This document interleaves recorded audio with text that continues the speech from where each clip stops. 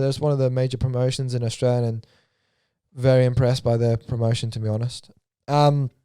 Okay, so talking about, the Australian New Zealand talent that we have here, Israel Adesanya is going to have his rematch against Marvin Vettori next week. In Australia, it'll be on Sunday. Yeah. For you guys in America, that'll be on Saturday at UFC 263. Yeah.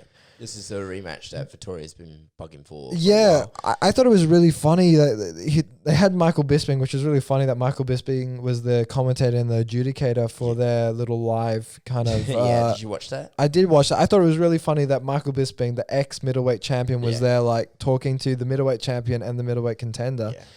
There was a lot of back and forth. There was a lot of very, very heated argument. Vittori's a brick wall, to be honest. He's just like, like he doesn't really take on what Izzy says too seriously. I think Izzy's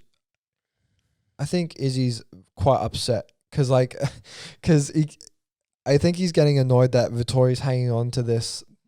He believes he won. He won. Do you believe he won? No, I watched it back. I believe watched it back twice. First 2 rounds go to Izzy. Third round goes to... It has to go... The third round has to go to Vettori just because it was quite uneventful. Even though it was Vettori's... It's very similar to how Derek Brunson was this year against Kevin Holland. Took him down. Kevin would get up, or even if Kevin was down there, he would strike on the ground. But it was a significant takedown, but not significant damage. Yeah. He was mainly in full guard, didn't really go anywhere. Maybe as far as I can remember, because it was a while ago, maybe went to half guard.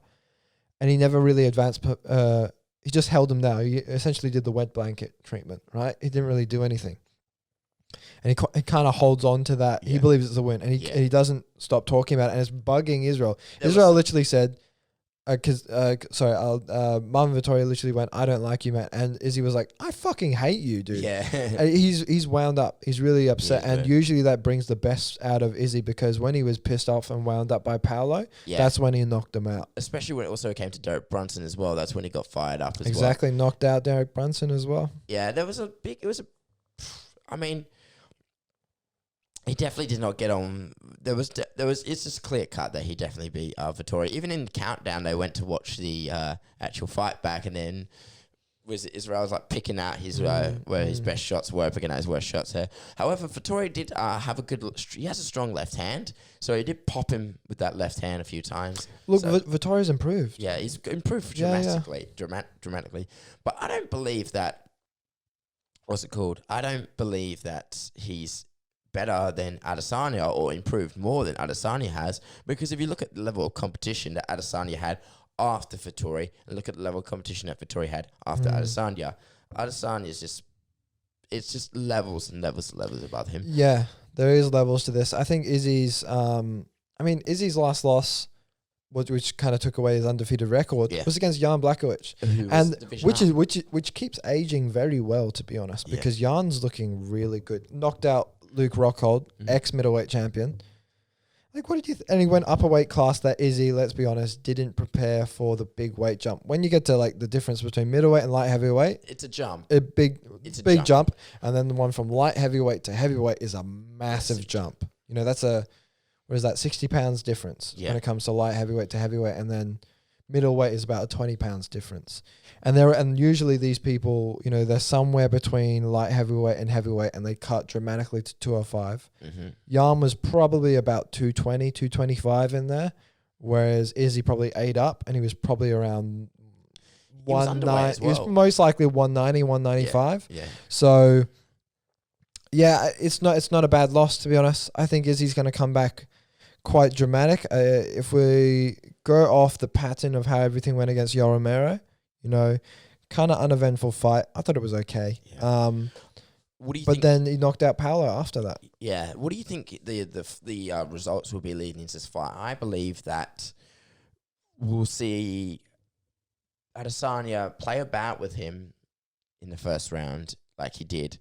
When I was looking back at the fight, like Adesanya was throwing less shots than Vettori. However, Adesanya was landing, and he was landing some very clean shots. Vettori often didn't really connect. The leg kicks he would connect with, but he was often just there a little bit too late when it came for those big sweeping hooks.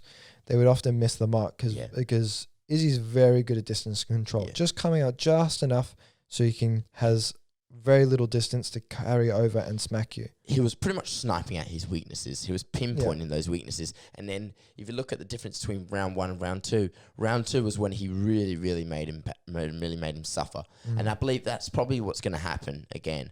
I honestly potentially believe that because this is 5 rounds, I reckon we might see a knockout in the coming rounds. However, one thing I will want to be interested in is we talked about before, and again it showed in the Marvin Vettori fight, is his takedowns, because Vettori won that 3rd round because of the takedowns, and on Adesanya was on his back as well.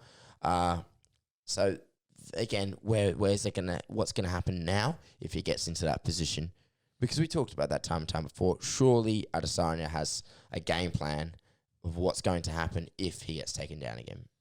Yeah, 100%. I think Izzy will win against Vettori. I think Vettori has improved a bit. Yeah. I think he's definitely a good middleweight fighter and a good contender. I think Izzy's just going to piece him up. I think there will be times when Vettori takes him down, and like normal stylebender fashion, he'll just pop back up.